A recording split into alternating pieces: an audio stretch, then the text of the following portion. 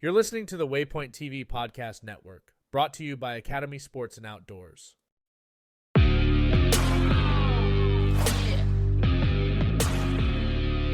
everybody, welcome back to the Bowhunter Chronicles podcast, brought to you by Huntworth Gear. For all types of weather, all types of terrain, all types of budgets, it's clothing that just works. Check them out at huntworthgear.com. And right now they got a 20% off sale going on till September 22nd, so for the next week. Use promo code HNT2020SPT. And that'll get you 20% off everything in the store, on the website. And definitely go check out their new, so the Heat Boost, the Grayling and the Saskatoon vest, they do have that in some solid colors. So I've got some of those and really like the Grayling hoodie. You've heard me talk about it a lot.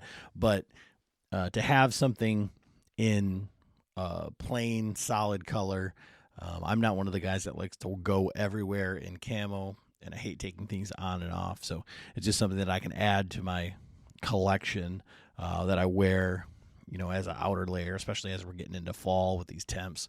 Although with the youth hunt, I have a very new respect for the southern hunters, because hunting at 85, 86 degrees is miserable. We talk about that on this podcast, a little bit about getting my daughter ready for the youth hunt. We did go out. We did see a small buck, didn't get a shot, saw lots of does, didn't shoot any does because of the property that we were on, but had fun. And this podcast with the Deer Hunter podcast, we kind of do this every year, kind of get together and just kind of go over, kind of like where we're at with the podcast, family, hunting season, kind of like our views on kind of how everything is going on. This is a two-parter, so the first part is going to be launched here. You're listening to this, and then the second part is over at the Deer Hunter podcast, and that will drop. I believe he drops his on Friday. So this Friday, the second half will come out, and so I'm literally getting ready to. I just packed up all my stuff for elk hunting, heading to Colorado next week, and everything is a mess, trying to get everything situated because my gear's going out there before I'm going out there. And man, hunting season is upon us, and what a great, busy, awesome, messy time of year if you're doing a lot of stuff. So, Kevin and I talk a little bit about that, about him being unapologetically like a Michigan hunter, and kind of like the costs, what an overall monetary cost, time cost, trade-offs with hunting out of state and that sort of stuff. So I know you guys are going to love that. We did have our meeting for the Patreon hunt, so if you're planning on going up there, get a hold of me if you weren't on the call, so we can go over some of the logistics for that. Again, Patreons, we couldn't do this without you. Shout out to our latest Patreon, Mitchell Decker out of Kalamazoo. So awesome. I think you're going to try and squeeze in with Ben up there to the Patreon hunt. So it's going to be a lot of fun, a lot of new faces this year. And, it's one of those things where we get to kind of showcase the community aspect of what we do, and kind of like the why that we do it outside of hunting, and just getting out in the woods, but to kind of share the thing that we love. So really looking forward to that. I got to give a shout out, obviously, Latitude with their new, everything that they've been putting out has been selling out like immediately. The Ranger 22 pack, which I'm going to use as my day pack here in Colorado, the Ranger 11 pack, their new platform, the Maverick saddle, all that stuff. Go over there. You can use code BCP or BHC rather to save 15%. Big shot targets, you can save 10% at BCP. With that, Spartan Forge, just had Bill on. I hope you guys enjoyed that episode. A lot different than the normal episodes with Bill and Spartan Forge. So if you haven't listened to that one, it's definitely one to check out just for perspective. But you can save 25% online, so you got to do it online. You can't do it within the app, using code Bowhunter. So pretty awesome there. And then, just Lucky Buck, Kanadi, Genesis 3D. Genesis 3D has some amazing stuff coming out. And, Austin and his wife Hope are amazing people. Go check out their story. They got some big things going on over there as well. And they have a Patreon code through the podcast here. So if you're a Patreon and you're looking at any of the stuff over at Genesis 3D, definitely give them a look. And, Kanadi, Zingers, those guys are all just amazing. But again, this podcast, a fun one, lots covered, about raising kids in the outdoors and hunting out of state, all those sorts of things. But this one's fun. I think you guys are going to enjoy it. As always, thanks for listening. All right, everybody. Adam back with another episode of the Bowhunter Chronicles podcast. And very graciously, I have Kevin Vistisen on here. I literally came in the driveway on two wheels, a couple minutes late for this podcast. But I felt like there was a good reason. As I was driving home, I was thinking, Kevin can get behind this, right? So what was I doing?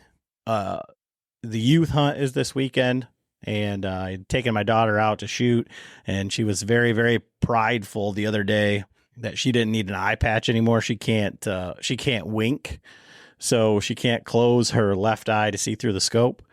And she can't also hit the side of a broadside of a barn without an eye patch. So she was like, I'm not wearing that. So we were back out there today getting everything with the eye patch. We took some first shots with a 22, got her in there, got the slow, steady squeeze, all that stuff. So people are driving by, seeing this 9-year-old blonde-haired girl with a AR-15 and an eye patch on, just the frickin' pirate princess with the frickin', quote unquote assault weapon, right? Getting ready for the youth hunt. So I thought if anybody could cut me a little slack, that was going to be Kevin. So, and I brought my own dinner down here, which is some Michigan straight bourbon, because it's a Michigan podcast.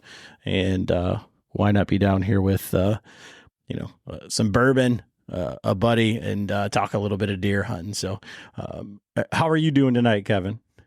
Good. I saw something recently that said better late than ugly. So I'm just going to defer to that for now on, dude. Use this better late than ugly. I'm good. I'm glad to hear you were doing that. When you were saying the eye patch thing, I was thinking that your daughter's injury, but is it just for shooting? Yeah. Yep. Yeah. She, and the whole, it's funny thing, about the youth hunt. She's never done the youth hunt because she's never been ready, or we've had something else going on. And, if she doesn't bring it up, I don't bring it up. And we're on video here, and Kevin's rocking the Reaper Bowhunter Chronicles podcast shirt. So very, very cool. But yeah, we were talking about the changes to the youth hunt and stuff like that, and she's like, Dad, so during the regular season, can I still shoot a buck next year? And I'm like, yeah, absolutely. And she's like, oh, I don't care then. Doesn't matter. Youth hunt doesn't bother me. So it's I thought that was pretty cool. Just her take is that the youth hunt is extra. The hunting season is the real season, for us here. So yeah, I appreciate that. We're going next weekend. This weekend, as you and I are recording this, is the youth hunt, and then next weekend is the antlerless. It's the 2-day Saturday and Sunday. It's private. Well, it was private land only historically. Now I suppose it's most land. Yeah, all lands. So there's a 2-day antlerless hunt, and we've gone on that. This will be the 3rd annual. So my son's 9 now. So we started taking our boys when they were 5 and 6. And now they're on their 3rd year. We've rotated a couple guys in and out, but the triangulation of the camp is me and my brother and my cousin and our 3 boys, who are the same age, basically within a year apart. And then my dad goes, and we go up to camp. We have we got 120 acres, about 15 minutes northeast of Gaylord. And we don't do, us personally, myself, my brother's got his own place. He does his own thing. I got my places. I do my own thing. but we've historically always gone up there for rifle camp, and we just don't anymore just because it's not, things change and times change. And boy, we had quite the legendary camp there for, better part of a decade and a half, but then everybody gets kids going and gets their own thing going. They get their own places, they get invested in those places. So it's kind of a special thing for us. We kind of reunite at our deer camp, and we boys, it's like the perfect place, dude.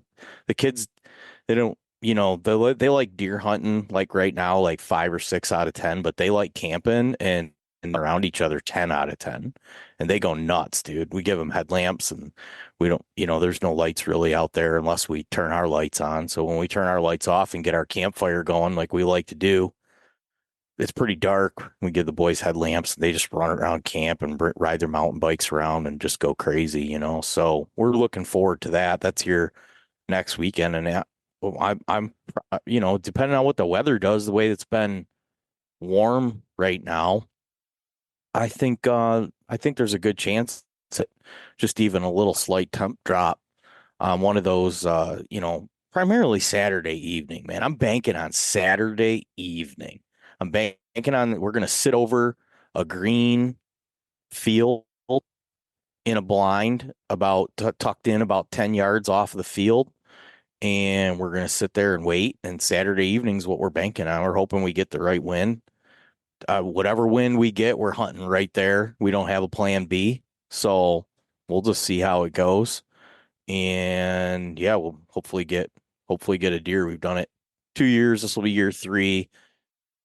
Last year it's antlerless only, and we had a big deer come out in the field, and I was like, oh, it's a big doe, and I got the glass up on him, and I was like, it's a little spike. And my son's like, he's pretty excited, and he's like, no, I don't think so. I think it's a doe. He's wanting me to blast it, dude. He's like trying to convince me that I wasn't seeing antlers.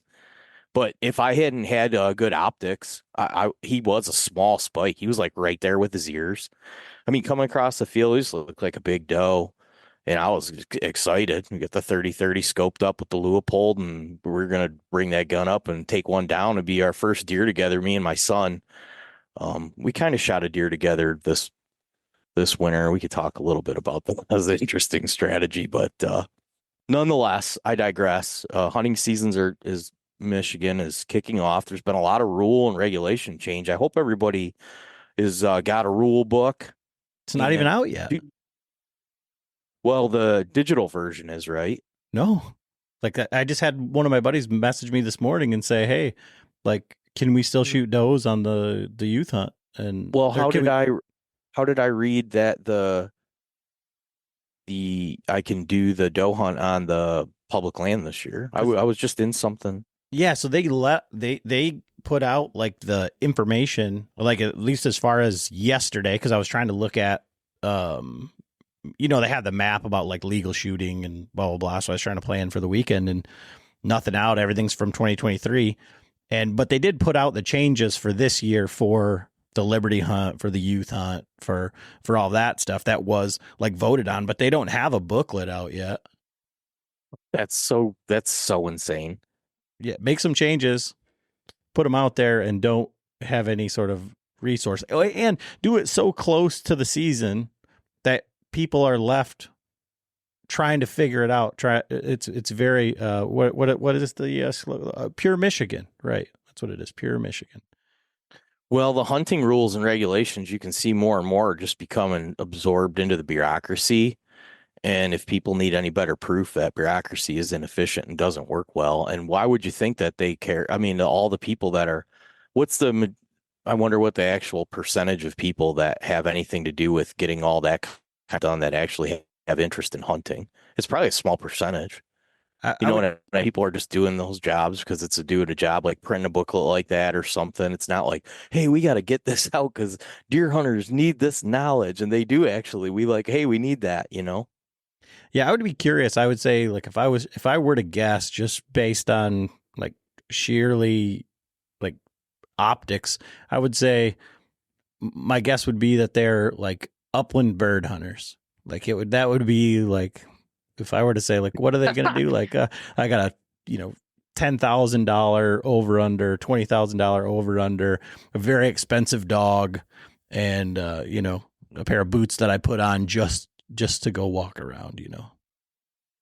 I wonder, yeah, what percentage of them even hunt? You know what I mean? Like the people that are actually have to execute to get to get that kind of stuff done. I know you got a guy like Chad Stewart, who cares? It's on the front line. And I remember messaging him last year being like, hey, am I missing something, or is there not a book out? And he's like, yeah, it's not out yet. And I'm like, that seems kind of crazy. And I don't remember what his response was, but he wasn't in disagreement. And so, you're telling me that. I thought that's what I read yesterday online, but maybe it just it found what I needed and I read that and didn't peel through the rest of it. But that's disappointing. Yeah. Yeah. So I want to go back to something that you said. You were talking about your deer camp there. And you said all the boys rip around, and like, I know you have a daughter. So like, where does she fall into the mix? Like as as she comes of age into the hunting and fishing realm? Great question, dude. I don't know yet. I guess we're just going to find out. We're just going to play. I'm going to try to make a predetermined plan on that one, because I just let the kids pick their paths. We do stuff when we have to, but for like that is like, if you want to go with us, you can go with us. If you want to chill with mom or go do something with your friends. So I don't know, because I do suspect that my daughter will take interest in, I mean, she's only 3 right now, right? But she seems generally more interested about deer and wildlife and doing things outside than my son does. I would be surprised if she's the killer. I really wouldn't. Said, yeah, we go do this boys' weekend. I mean, it's kind of a boys' weekend. Our deer camp there has always kind of like no, not too many women have entered in there on their own accord, just for, out of general safety concerns, I guess. It's pretty barbaric there. That, I'm halfway joking. There's been plenty of all of our family, and we've owned this piece of property with a couple different families. We've all grown up together, and there's a lot of daughters that have been there for decades, and daughters' friends, and it's really been an amazing community for us. Just my dad as an LLC and a group of like 5 families, and so I grew up with those families on that property. Ultimately is why I kind of gravitated away from deer hunting, is because the amount of people that were on that property with different interests all the time. And I used to resent that because I'd wanted seriously deer hunt, but once I figured out how to get mobile and spread my wings, and I was like, go over here and they're not over here, like it literally sometimes only takes like 5 more minute walk or something, right? So, but I don't know. I assume that she'll go with me and with us. And honestly, by that time, if things change, every 3 or 4 years or whatever, it's cool when you can keep a thing going. But sometimes now I don't try to force things. If they just kind of materialize into something different, some things go, man. Some things you never want to go, and they go. And you just gotta deal with that and move on accordingly. So I don't know. We're pretty flexible around here. We'll see what happens. I could see us doing some family deer. My daughter gets a little older. My son gets a little older. Like, and dad and the kids, like, we take the camper and we go on a deer hunt for the weekend, and that's what we do. And we kind of switch up teams. Maybe have some stakes at hand. About who makes dinner at night, cleans up, and all this kind of. But in the here, she's 3 and he's 9. He's ready to go. She's not, and so that's I'm glad you brought it up, because I do think about it, but I guess I don't think about it to the extent that I'm like, I have to make a decision right now on how I'm going to handle this. Yeah, it was just interesting because you said like it's the boys, and like, so in my family, my sister is 10 years younger than me. She's like the first girl that ever went to our deer camp to hunt. And then we all have girls. There's one boy, and 4 girls. And then my brother just remarried and he's got like 4 more girls. So there's 1 million girls. And they go up there and they're dragging deer, and we make them do all of the chores and all the things like it's like you would if it was your son or whoever. And what I found with my daughter is that she just wanted to be involved. Like, hey, like last year's a perfect example. One of our buddies had shot his first deer, shot a deer with a bow.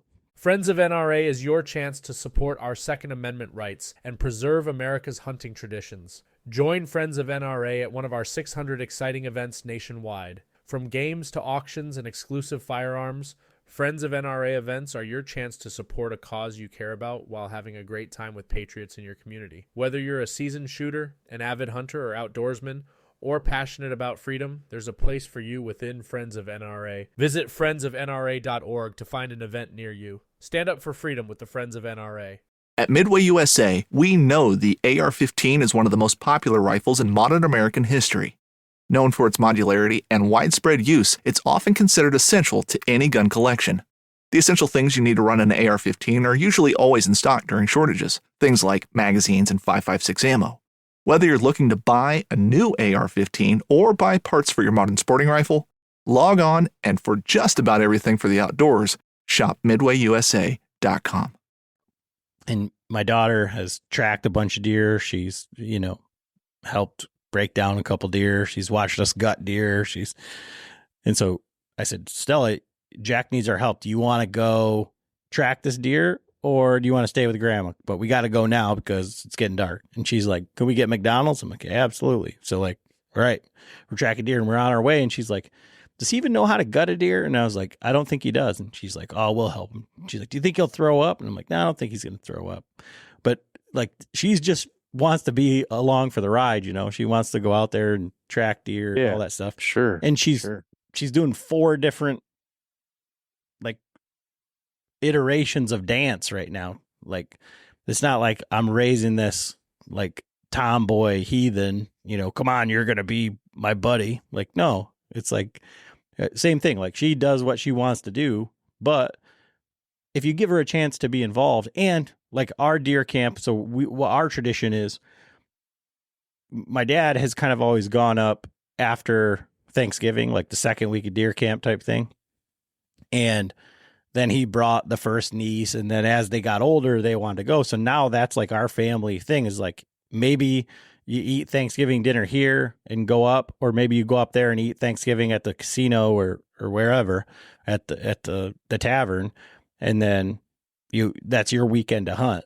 But the kids, they have their own little caveat. Like, as soon as we cross the bridge, as soon as they go over the first middle part, they can swear up there. So they're like, when are we going to the UP? Like, this is, we're using all the swear words in the worst possible context is terribly using swear words. But, it just makes it like a fun tradition for them, It's probably better than her health and giving them all the junk food I give my kids.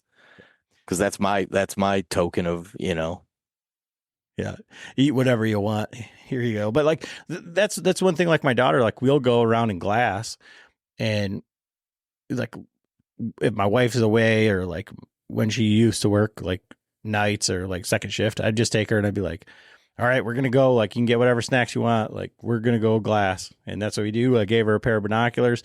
Sometimes I give her a video camera and just say, hey, okay, we're going to look for deer. And it's just become like a thing that we do, and it isn't, again, like, it's not like, oh, I want her to be a boy, or I want, I just need this person in my life. It's like, hey, this is what I'm doing. Do you want to be included? Same thing with like the youth hunt. She's like, the years that we haven't done it, she was like on the fence, and she gets like some FOMO watching her cousins kill deer and stuff like that. But it isn't like, hey, we have to do this. And there's times that she wanted to go and she couldn't hit the broad. Like, she literally couldn't hit a freaking 3x3 target at like 25 yards the one year. And I'm like, I'm sorry, we can't go. And she's like, can I use my bow? I'm like, absolutely not. You can't use your bow, and you can't use the 22. So you can't shoot. Like, we're just not going. And I think that was a good lesson for her too, because it wasn't dad's thing. It was like, hey, we're going to do this right if we're going to do it. And we owe it to the animal. We owe it to, everything. We're not just going out there to wound deer. We're going out there, we're going to learn if this is what this really is supposed to be, like we're going to learn. So like I said, I'm just interested like in your take on it. Cause you have a boy and a girl and the boy's older. And so like my wife is older than her brother, and her brother got to go on everything. And my wife was like, I never got invited to go. Like I wasn't like, and she's went, she'll turkey hunt and stuff, but she's like, has no desire, but she's like, I never really had an opportunity as a kid. So I was just curious how that like played out. Yeah. Well, I'll report back to you when it does. Cause, in the here and now, I don't have too great of a plan except for like, yeah, we're not going to count her out. I mean, you saw before my wife had to come in here and rip her away from me. Like we started recording, she left here screaming and crying. So she wants to be involved in them for sure. So I'm sure she'll want to be involved, and yeah, I don't care. We'll figure it out. I do my and I think it's important to have like male bonding time. I really do. I think it's important to have like a guys weekend and some guys weekends and do like some guy shit. I think that's super important, but then I think it's also important to include everyone and not have, I don't know, dude, I don't really have, maybe I have different treatment for at some level, but my daughter, the whole like everybody, oh, she'll be your princess and it'll be totally different. Not really, dude. She's kind of a wild animal. I don't have too many other choices than to be like assert dominance on her like hourly. It's not like princess, and there is some of that behavior, but for the most part, dude, my kids, if they both do dumb shit, they get yelled at, and if they both do good stuff, they get praise. And I don't know. I do see my wife and my daughter argue a little bit more, and I'm a little bit more kosher with my son, and I'm sure that I reciprocate that behavior. I'm probably a little bit milder to my daughter and a little bit on my son, but he's also, 9 and she's also 3. So I don't know, dude. We'll see how it all goes, but yeah, we're gonna have to continue a tradition, I think, of just having a guys' weekend. I'll say that. I think you do need that. You should probably have that. We should probably have that a lot more than we actually do have that. Alex Chop and I went scouting one day this summer or this spring. It was early spring, actually. There was still a little bit of snow around, and I met him at the store for lunch, and that was around noon. And then we spent the whole afternoon. I don't know, it got dark 5:30 or whatever, 4 or 5 hours. And we got to talking and saying some stuff about, he's like, yeah, dude, I get pretty bummed out. Like when I don't get to spend time with my buddies, like I can really tell that I need that time. And I was like, yeah, I feel the same way. Like it wears me down, and it's nice to get together with your buddies and just like cut loose and can howl at the moon like a little bit. I feel like it's good for you, that you should have that in you a little bit, and you need that, so I don't know. There'll be a lot of deer camps. Hopefully we're positioned to have lots of deer camps. I don't know if you can hear those Yodis, but no, they're pretty much for the studio, and I got the studio opened up, and they're pretty loud. They were sounding off last night, and they're sounding off tonight. It's kind of interesting. They'll get going. There's a couple different packs. They'll get going so loud that the neighborhood dogs will have had enough of it, and then the neighborhood dogs will get going. And most nights, the coyotes will get ripping, and then the neighborhood dogs will get pissed, and they'll start going at it. And it's interesting around here. A little bit different than little bit different. So a little bit different dynamic than living in the city. It's interesting that you brought up scouting with Alex, because it just reminded me of one of the things I wanted to ask you is like, so you've been doing this a little bit longer than I have, and I feel like I've learned so much in doing this as and growing as a hunter. So like, what have you taken away in like the last 8 years of podcasting? Because it just reminded me like getting to go, because I feel like Alex is probably one of like the guys who can like read the woods on the fly, like almost better than anybody that I've ever been in the woods with. And, so to be able to go out and do that, like it have, what, probably 400 or 500 like recorded conversations and thousands of conversations with like high level deer hunters that aren't just like your buddies or like the old, Orange Army type. Like, so in that time, like your journey, like what have you taken away? Like, how have you evolved as a hunter or woodsman in this time frame? The whole thing that I'll say is it's not just the evolution of being a hunter and a woodsman, but just being a person. And it's like learning that there's an equivalent place and you figure it out as you get older. Like when I started doing this, I kind of thought I knew everything. And now after doing this for like 8 years, I feel like I feel like even though I know that I know so much more, I feel, I feel not dumber, but I have a conscious awareness of how uneducated I am on so many things and how much there is to learn. And the equation is the more that I learn, it's like a 1-to-4 thing. Like I learned something and I'm like, man, I learned a lot this year. And it's like for that one thing that I brought in, as I get recognized that there's that much more that I don't understand. And I just continue to feel like I said, I don't want to say dumber or stupider, but I become a lot less confident in a lot of things where it's just like, oh, I know what I'm doing, you know, and then also like just making mistakes and reflecting on those mistakes and those things coupled together.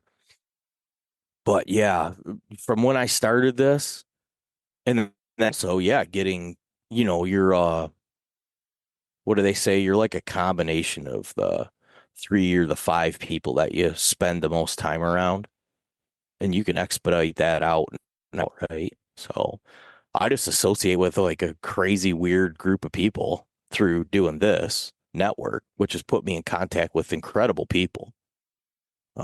Guys like yourself, perfect example, like it's not just there's something about the people that are like, I'm not just going to sit around and bellyache. I'm going to do something. And so I think being around that mentality, and I think doing this got me kind of around a lot more people with that. I think it's maybe a bit of an entrepreneurial thing. And I always had that. Like I was always getting in trouble when I was younger because I bucked systems, dude. I didn't like to be told. I didn't like people telling me what to do. Um, I kind of wanted to go my own path. This afforded me that opportunity, but then getting in there, like figuring out how to kind of take the reins and I don't know, be an asset, not a liability, right? And I listen back to some of the stuff we did when I started, and it's just like, God, you hear these definitive positions on things that are, I just recorded with Kevin Leach last night. We talked about this, how there's just like, it's just not black and white. It's like there's black and white, and that's 10%. Black's 10%, white's 10%, and then 80% in between is gray. It really is. It's somewhere in there is where you're going to be. So like just being flexible and malleable and not having rigid opinions. Doing this has helped me exponentially. And then, as far as the deer hunting it goes, I don't know. I, you know, that's such a like a ebb and flow thing where I'm like, man, I'm really doing it. I'm like, I'm getting good at it. And then, you hit like a dry streak or whatever. You're like, how can I not, and my knucklehead cousin who's like a true knuckle dragger, he's just like goes out and shoots one through the first day or something. And I've been out there grinding for like 20 days or something. It's just like, how did I not learn anything over the course of like the last decade? But I don't know. You do put yourself in those situations, and I do that sometimes too. Is like I do paths that are maybe a little more difficult, and take the hard road and look for a certain specific set of things that make a deer hunt enjoy me, which doesn't always lead to like seeing a bunch of deer and shooting a bunch of deer. I do tend to stack that against me there sometimes, but that's what I enjoy. So I don't know, has my success rate gone up and I'm like a crazy better hunter now than I was before I knew Dalton, like had him as a friend and mentor, like I'm a hard learner, dude. I don't know what to tell you. Like I've spent days walking around in the woods with Dan, like lots of hours. And yes, I do feel like I'm a lot more conscious of things that are going on around me, but to get that to like consistently roll over and translate into success, dude, I don't know. I'm not there yet. It's interesting. There's a whole bunch in there. Like what you just said, like reminds me, like it just kind of allows you to understand like what you can endure, right?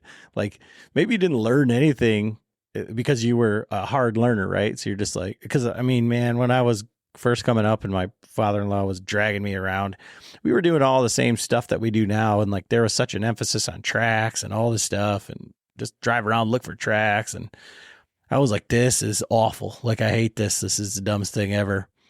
But now you come full circle and you put it all together, but like wandering around in the swamp with Dan, like, Hunting boots are a critical component of any successful hunt. Whether walking a short distance to your blind or trudging miles through rugged terrain, your feet are carrying the load. Without the right boots, you could give up early and lose out on that trophy just over the ridge. At Midway USA, we make selecting boots for your next hunt easier. With just a few clicks of a mouse, you can decide on what's important, like waterproofing, insulation, size, width, and savings.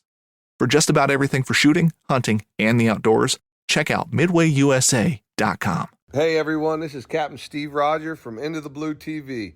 And as soon as I feel a little break from this heat, I know that hunting season is upon us. Actually, the first time I ever went hunting, a buddy took me. Wasn't my father or my grandfather. In fact, I took my father on his very first hunt. Well, Academy Sports and Outdoor Stores has everything to gear up for the field for less. Plus, you can shop a wide selection of ammo, shotguns, deer corn, rifle, feeder, game cameras, camo, and more from the brands you trust. Text HUNT24 to 22369 to take $20 off a $100 purchase when you shop hunting supplies at academy.com. Need a hunting license? Pick it up in store while you're shopping. Maybe the woods in northern Michigan might suck to a lot of people, but you're like, man, it's not as bad as being with Dan. Like, it's not the places that he goes, So, there's lots of different ways to learn things. But you said, like, am I more successful deer hunter? And you put things in, like, you make them more difficult. Like, what is success to you? Because that's one of the things that, like, we have, as far as like our listeners for our show and stuff, there's a lot of new hunters and a lot of guys that are really, trying to figure it out and trying to go out there and really learn. And it's like, success doesn't have to translate into inches unless you believe that, unless you think that. Like, there's a million different ways to have success. But like for you, when you say like, oh, maybe am I more successful? Like, what does that statement mean to you? Yeah, I love this question so much. I'm so glad you asked it because there is a formula when you become a content producer to follow, to grow. And that includes, I think, a lot of travel, shooting a lot of things, being more and more in the public eye, going rad places, doing rad things. And I gotta tell you that that's not got my interest really too much. I just continue to do my own thing because my own thing makes me happy. And that's our brand, is like, if you're not doing this to have fun, kind of, what are you doing it for? So first and foremost, what defines like a growth and being better and success is every fall I go to the woods to mentally unload. I process my year. It's like when I sit down and do my paperwork for my business. Like my year is this crazy shit storm. And then in the fall, I go sit down in the woods and I just get thought and I review everything. I look at where I am from the year past, maybe 5 years ago, 10 years ago. What's my goals? What's my plans? Am I executing on those? Like that is first and foremost for me, because if I don't have, I will just go out there and be stressed out. If I have a bunch of weight on my shoulders, like, oh my God, dude, I didn't execute on this or that. My bank account's not, it's that, it really is. And maybe that seems stupid, but if my bank account isn't where I wanted it to be and I planned for it to be, is freaking hard for me to sit around and relax and go, I earned this time for myself this year because I set this goal to do this and then I can guilt free go to this place and do these things. And so that's just kind of like taking care of my family, taking care of my business, and having all that buttoned up so that when I get out there, I don't start thinking about that stuff. And because I'll tell you, there's been years where I didn't have that together, and I've sat in I've went through a lot of effort to get out in the woods and climb up into a tree stand, and I've sat there for 10 minutes and climbed down and went back in because I'm like, no, you're not doing this right now. Like I didn't have my stuff right. And there was a sense of guilt right there that like, hey, this isn't priority right now. So in order for me at this point in my life, having a young family, running a business, working for a company full time, making sure my wife is able to achieve and do the things that she wants to do, to be there like for a support system and an equal partner, so that I'm not just like, hey, deal with all this shit, I'm going hunting. I want to get to a point that year two is like, hey, I've really treated my spouse so good that when I get here and I just vaporize, they're like, where's dad? Like he did his part. He's good. You know what I mean? And if it's not like that, it's really stressful for me. So first and foremost, it's my life check every year. Where am I? Where am I going? What am I doing? And then if I got all that stuff rolling good, it's like, okay, what is my goal here? Meat acquisition. I shot 6 deer this year and it was gone before the snow was. So I don't know. My kids are getting bigger and we eat a lot of venison. I got a big stand-up organized freezer now. And I had 6 deer in there and I was like, dude, we are rich. I was just standing there looking at that, you know what I mean? Smiling. And we emptied it out fast. So I guess this year I'm going to try to maybe shoot 8 deer, which seems ridiculous kind of to me. For me personally, last year was a really busy year. Like to storm around, shoot 6 deer, get them out of the woods, get them processed, get them into the freezer, deal with, I got 1 buck. So I had to have that, taxidermy work taken care of. Just between the money and the logistics and everything, it was like quite a bit. So I was discouraged a little bit when it went so fast. And I was like, this year I got to try to get 8 deer, So going out there, and I guess my biggest thing is being efficient. If we're going to like boil it down to like what is the thing in the woods, like I don't have time to be chasing around gut shot deer. Like if the shot's maybe not ideal, I don't think I'm going to take it because it seems crazy, right? Obviously, I'm concerned about the well-being of the animal, but that's just like pairs together with like I've invested the time to find liver hit deer and gut shot deer, and nowadays it's like, okay, well the kids got to get to school tomorrow, and I got to get to work. You're gonna have to take the kids, and I'm gonna have to cancel work. And then I got to get coordinated with some other guy or some help or this or that. And it's just like, I really want to do my part to be as effective and as efficient as possible. So that's hitting deer in the heart and lungs and having an arrow and a bow set up that it might not look like the nicest, fanciest thing, but all I really care about at this point is that it draws smoothly and it's wicked accurate and it's just lethal. So I got that set up, and I don't monkey with too much things now. Is like, just, I really want to get, and I know that's everybody, right? That's not a unique position to be like, I want to hit all my animals good. But I'm like, this is like imperative to me because the repercussions of it, the guilt of hitting them bad, and then the just, is like, too, I'm always like, I almost never forget. I remember a deer that I hit 20 years ago with a 30-06, and I thought I killed the thing dead to rights. It jumped, and I must have liver hit it or gut shot it. And we followed it for a couple 100 yards. It ran out of blood. And I like still go back to that area. So I'm like, I'm going to find that thing laying dead here. Like, I never really separate from the fact that I hit that deer and it could potentially be dead out here.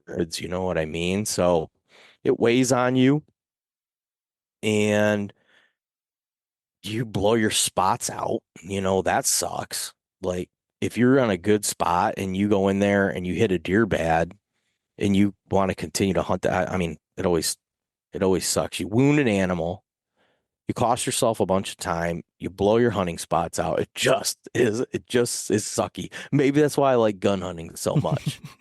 Okay. I'll say it. It's if you're going to take your dog out back, nobody put a dog out back, like, say you didn't have access to a vet and your dog's like in really bad shape, you're going to go out there and you're going to put your dog down with a gun. You're not going to pull out the old muzzy 3-blade, whatever, and let her eat, you know what I mean? Because it wouldn't be the most like humane way to do it. So I don't really mind defending my position as a gun hunter at any level. I'll take whatever anybody wants to throw at me, because I'll put it there like, shoot a deer in the heart or the lungs, and it seems like the most humane way to take something out, So love me some gun hunting, love me some deer hunting, getting out there, getting them killed and getting them into the freezer, and then, getting on, like, just if I can just grow my buck scale, like, just going up. Like, I want it to be a black market thing. Just keep it going up. It could dip and die, but it's just going up. I'm cool with that. You're going to have off years. You're going to have a couple. Dude, I went like 3 or 4 years without shooting a buck. And it's because I was passing a bunch of little ones. And I was like, dude, you haven't shot a buck in like 4. I just started thinking about it because I wasn't weighing on me. Whatever. I was out there deer hunting, shooting deer. Oh, it was with a bow specifically. I'd shot bucks, but with a gun. I hadn't shot a buck with a bow in like 4 or 5 years. And I was like, you gotta get out there, get a buck with your bow. And I hit a good one last year and hit him bad. Here we go. Just the whole thing I just talked about turned into a whole thing, It's gonna happen again, I'm sure. It's just playing the game, but yeah, any way that I can get out there and get them killed effectively and efficiently, and then just be like constantly looking for bigger ones, and then like there's some mega giants out there, dude. One day I'm gonna run into one of those, and I don't think it'll be by complete accident, So I'm looking forward to that too. I want to go back to like one of the first things that you said there when you were talking about like being stressed out in the stand. And like I said, I want to go back to those guys who, are new hunters or who haven't ever shot a deer, who haven't, had the success that, maybe they see on social media or like what they expect for, whether it's the time that they put in or like whatever delusion they have of like what they're owed by the woods. But I think that there's a lot to be said about that mentality, whether it's like if your finances aren't in order or whatever, then it's like a tuning fork, and that vibration like sends right down to you, because like your life isn't in order and you're like, I'm trying to do this thing, and then maybe you're a new hunter and you don't even kind of really know what you're looking for, but you're out there and you're like, it's not happening the way that it does on Instagram. Like, this isn't fair, and it just makes for like such a difficult hunt or time in the woods and like a battle. And then it, like I said, those vibrations, they just follow through your life. So that's an interesting like point, like the way that you were saying it, because of like your house is in order. And I'm not the guy like, oh yeah, I'm the greatest, like all this stuff. Like I have a really great wife and great life and all that stuff. But like, I'm never like out in the woods to like escape. Like my brother is out in the woods to like escape. He's like, I don't care if I ever shoot a deer ever again in my life. Like I'm just not at work. And Right. like, okay, that seems like for me, that's like a waste of time. Like what you said, like I would not be there if that wasn't the case, but it's his way to relax. But for me, it's like, I'm always out there trying to like learn something or validate. Like I said, for me, it's like world's worst bow hunter, right? I'm really trying to like, my initial investment in the stock market that you talk of bucks is very small. So my portfolios, I'm building it slow, but it's going to be a while before I get to retire on that. Get on that BlackRock. Get on that BlackRock stock. Yeah. So I just think that that's really interesting, because I think a lot of guys that are starting out, they have so much pressure on themselves from the hunting side of it, let alone whatever else is going on in their life. And it's like, that's what I try to, you said like what your platform is built on. And like for us, it's like, it's gotta be fun. Like you have to enjoy it, and you're not competing against anybody but the deer. And every time that the deer wins, that's okay, because you were in the spot. But like every time, like I find no greater pleasure than like watching a deer like walk past me exactly how I expected it. And maybe it's a fawn, maybe it's a button buck, maybe it's not the deer that I wanted to kill, or, but completely undetected. Like, and I'm just like standing up there like, oh, you have no idea.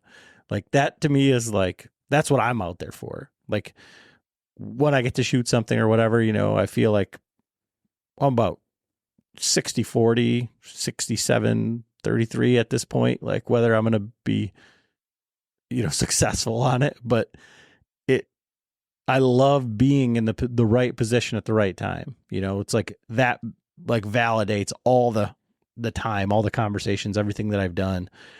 And it isn't the kill. It's not the grip and grin. It's being up there in like winning against nature, Mm-hmm. Yeah, I do know. Like, was like, should I book some hunts and go shoot some big ranches and stuff and get some big old photos to put on my IG? Is that gonna bump my sales report up? But it's just like, I don't know, it doesn't sound like fun. And interesting, you got me thinking now that you're asking me these things. They're one of the reasons why I started this venture. I deer hunted so much, and I recognized from the guys that some parents that I was involved with, and people that like to deer hunt as much, people that weren't at work as much as me in the fall that were in the woods, seemed to struggle in some other aspects of their lives, So I started looking at it going, and, I was getting married and everything, and I was just like taking off all the time, there's like shit going on. I'm just taking off all the time. And I'm like, if I really want to fully be able to justify spending this much time doing this, I need to figure out a way to have some like return on my time. Because you have a limited amount of time, like I just grew up in a normal household or whatever. I will say I did have a huge advantage because I had like really good parents. My parents were A+, 10 out of 10 as far as like raising kids and getting them to where they need to be on their own and go. So I can't say that I didn't have any advantages, because I feel like that's like the biggest one. But other than that, I didn't inherit money. I'm not naturally fit. Like I've always had to work for like a lot of stuff. And so in the fall, I'd be like calling in sick and shit. And I was like, I can't help it. I don't want to be here right now. Like, I don't want to be here right now. I'm going to leave. Okay. Deal with it, I guess. But, that only worked for so long. And then you get to a position where it's like, okay, if you want to do this much, you kind of got to have. And we guys mentioned, he'll talk about that. A lot of guys that are successful hunters is because they've structured their lifestyle around being able to have the time to do so. And so that's a big thing that I came to recognize. And, I'm a licensed plumber by trade. So like we work a lot of hours generally, and you have to be at work. It's not like a remote, oh, let me patch in here, and fix your pipe. And then I'm back on the beach. It's not like that. I'm not living the remote life. I got to be there and be on site. So in order for when the fall comes around, and the thing is, I know a lot of guys love bow hunting here in Michigan. And by like November 15th, they're like, I'm pretty much done. Boat Trader, America's largest boating marketplace, offering easy financing and over 100,000 boat listings to choose from. Sell, find, and finance new or used boats on America's largest boating marketplace. Visit BoatTrader.com to get started. If you hunt enough, you learn the truth. What you seek speaks a language and knows it well. That's why every Primo's call for everything you hunt is made the right way. We sweat every detail so you get more out of every hunt, and nothing leaves our hand until we know it'll work in yours. Because we don't just make the world's best calls, we speak the language. Primos. So that's like 6 weeks. Dude, November 15th when I'm escalating. Like that's the next level. Like that's like hot unlock code. October ramps up, we get to Halloween, I get excited, and then we get into that, that first stretch of November, and every day is just like fire. Then November 15th is firearm opener. It's just like, oh my gosh, dude, we've hit the summit. This is the peak, but then I don't mind riding down the backside of it either. And I'll hunt right till I can't legally anymore. When I was living downstate, I would hunt the month of January. So what I'm getting at is a lot of guys' deer season might be like 6 weeks. Mine's more like 3 months, really.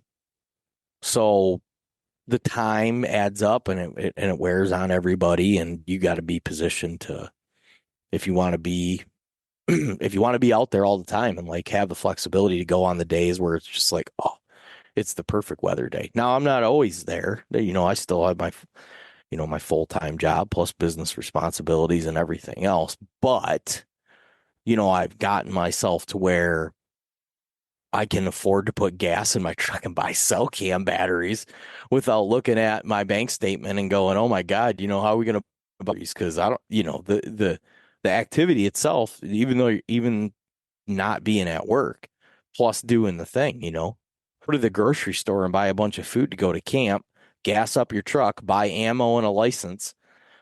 I mean, if you need a couple things too, you're easy at $1,000, like real quick, right? And it's just like, that's crazy. When I started going, we'd be each chipping in $50 or something, riding up in a truck together and splitting a cooler of hot dogs and case of Busch Light or whatever. Now it's a little different. Obviously, you're towing kids around and you got a lot of other things going on, but so it can hit you from both angles. But it just made me think about like the inception of doing this is like, man, I got to get some kind of return on my time here if I'm going to be like allocating this much of my life to it and need to be an asset to my family, Yeah, it's funny, like when you were talking about it, like, so for me, I feel like the podcast is like almost like a creative outlet, right? It's like a big giant like vent, because like, and I feel like I'm in a great position, like, because where we live and like the assets that we have around us, there's a lot of like serious hunters, but like you can't have these level of conversations with just anybody. Like there isn't anybody who's like, so what do you think, man? Like the cold front moving in, like I'm thinking about hunting this, and like, but the thermals, that thermal pull, like, like there's the dad at soccer is going to be like, what?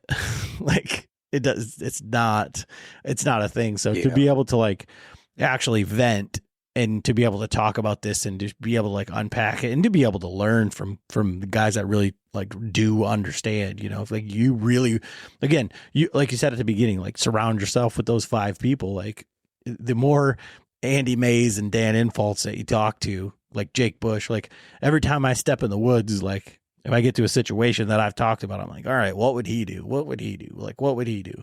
And even if I'm 20% of like what he would do, I'm 1,000,000% better than where I started, I feel like. And but it's interesting because you've, you keep referring to it like as your business and from the entrepreneurial side of it.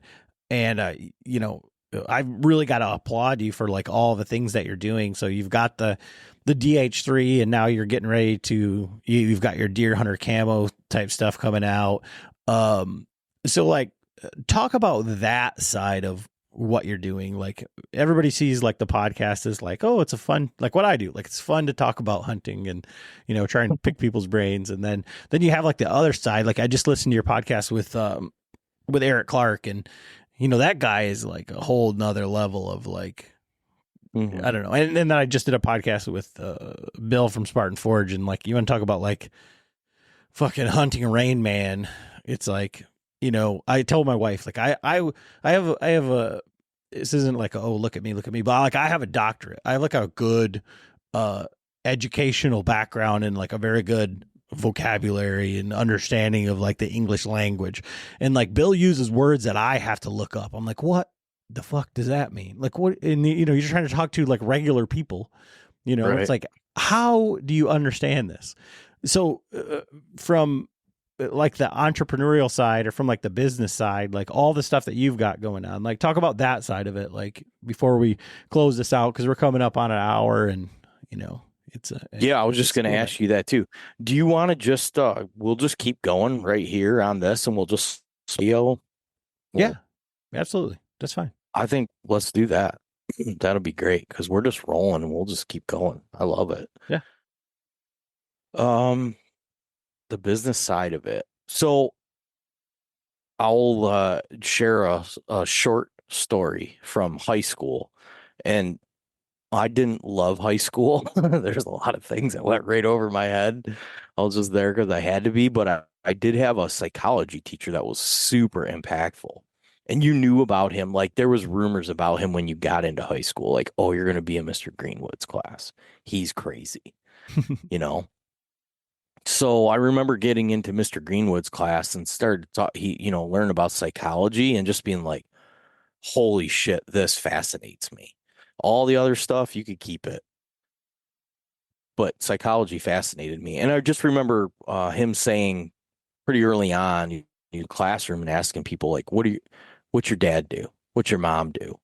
And, people are like hairstylist, firefighter, name your profession, plug in whatever profession, roofer. And he said, you notice how everybody's answering by what your parents' profession is? He's like, don't they do anything for fun? Do any of them fish? He's like, do any of them like to go to the beach? He's like, why didn't anybody answer any of that? He's like, because we identify by what our profession is, just how we have been as a civilization. You're a blacksmith. What was your dad? He worked in waste management, name your thing, right? Garbologist. A garbologist. That's freaking great, dude. I've never heard that. You didn't come up with that on the fly. That's too good. My father-in-law is we go. Is a garbologist. It's a garbologist. Yeah. Fucking love that. Then neat t-shirt, dude. Like Oscar the Grouch coming out of the trash can with a scientific hat on. Garbologist. Okay, yeah. So I guess, as a I thought about that. I thought about that, and it was like, what are you going to identify, or what are people going to say? What did, what I mean? Mhm. So I'd more like to be able to be known for doing this than, being a plumber or whatever. So, and I've always had a lot of energy and needed somewhere to put it. And the cost of living is not getting cheaper, right? So if there's an opportunity to like do something and that's a thing people say, right? If you can figure out how to monetize something that you love, it won't be like work. I don't know. Some days I feel like that's total bullshit. You know what I mean?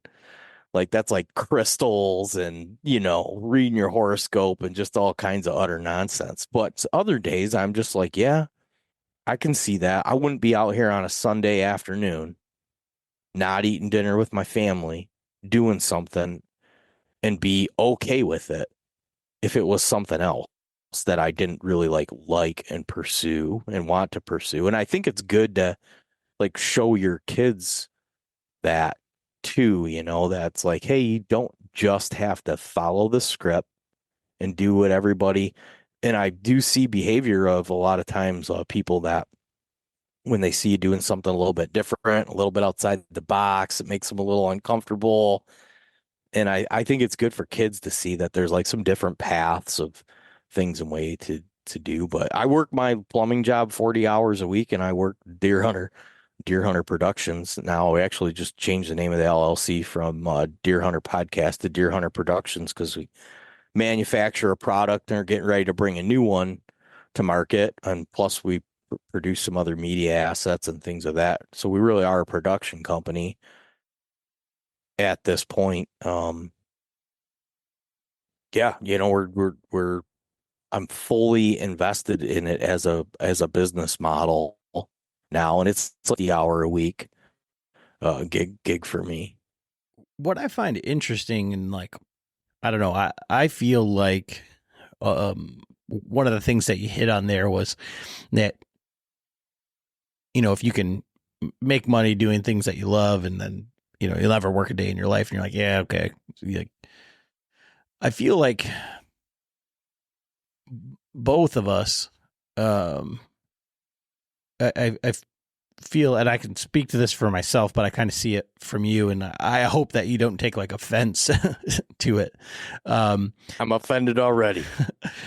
But it's like I feel like there is so much like whether it's like quote unquote like expectations, or like I've been asked like on other podcasts, like, do I feel pressure like from the industry? And it's like, I said I'm the world's worst bow hunter. So if you're signing up with me, like, what you're getting. It isn't like I don't feel pressure to be quote unquote successful as a hunter, but I feel like there's so much, I don't know if it's like bullshit out there or like just stuff. Like I see stuff with guys like posting all of these, like every time they shoot their bow, every time they go scouting, there's a video, there's a reel, there's a fucking YouTube short, there's a this, there's a that. And I don't see that from you. And I don't do that because I don't want it to take away from me doing those things. Like I could have made all sorts of reels of me and my daughter, scouting or setting up the gun or doing all these things. But it impedes upon my real life, and like, Sure. This has been like prior to the podcast, my life of deer hunting and bow hunting and the love of bow hunting and trying to bring people in because I had more gear than I needed. I had more stuff, but I didn't have like, I don't like the like hunting by yourself thing is like a double-edged sword. It's really cool to go out and do it by yourself and like have the time and like drive by yourself and do all these things. But like you shoot a big deer by yourself and everybody's around. It's like now you have that moment of reflection, that moment of like happiness. And then there's no one to share it with. Like for me, like I love the camp. That's why I love deer camp. That's why I do what we do with like the Patreon and all that stuff. But like, I don't need to show everybody every fucking time I paper tune my bow and I go out and shoot. And I don't see that from you either. And I just feel like, I think that's that balance between like that, like never work a day in your life and like, this is miserable work. You know what I mean? Like it sucks the fun out of it, and like riding that fine line, right? Yeah. Well, I could tell you a little bit about how I look at it nowadays too. So I think The only shooting stick with one-handed trigger pull adjustments has a new way to keep you at the top of your game. The Trigger Stick Apex. Built for sturdy support that adapts to unforgiving terrain with easy adjustments to make your big shots. With our DuraSteady 3-piece carbon leg design and interchangeable rock-solid clamp, nothing tops the Apex. The Trigger Stick Apex, only from Primos. My dad works in B2B marketing. He came by my school for career day and said he was a big ROAS man. Then he told everyone how much he loved calculating his return on ad spend. My friends still laugh at me to this day.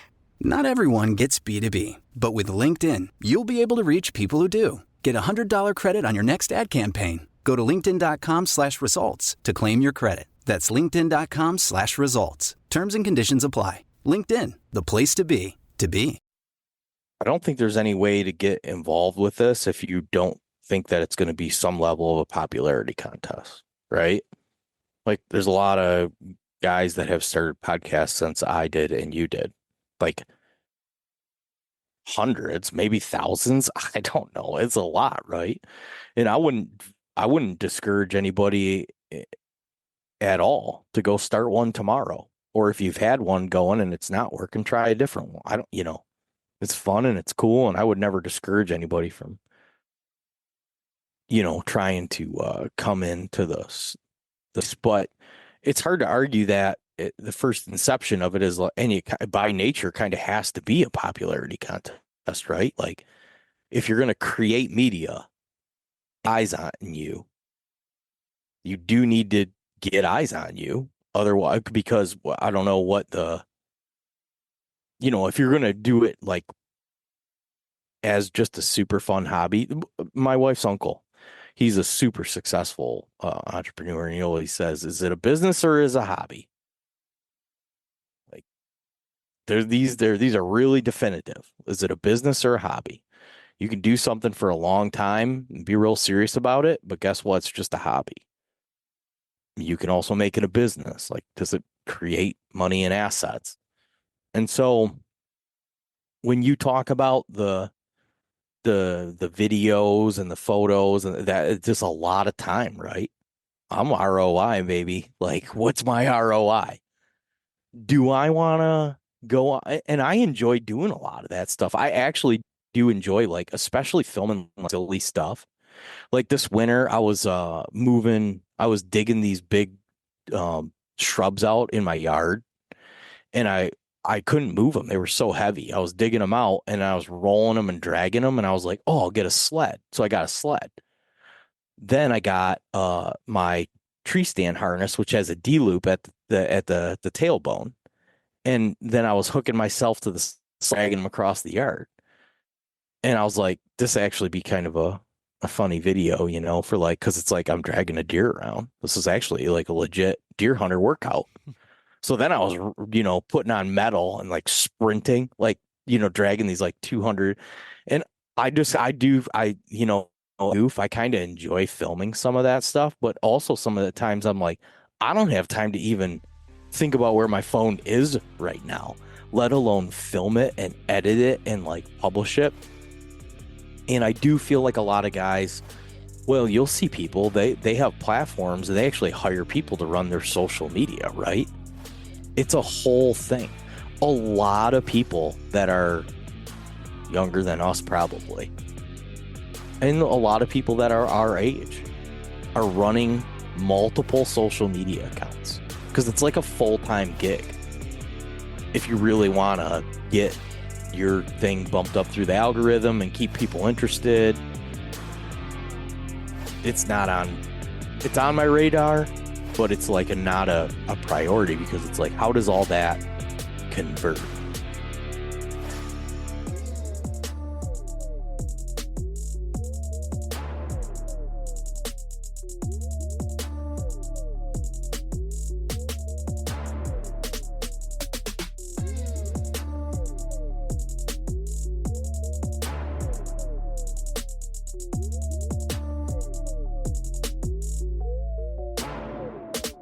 In Wild Country, rules were not created by man. Don't miss Wild Country, Wednesdays from 7 to 11 p.m. Eastern.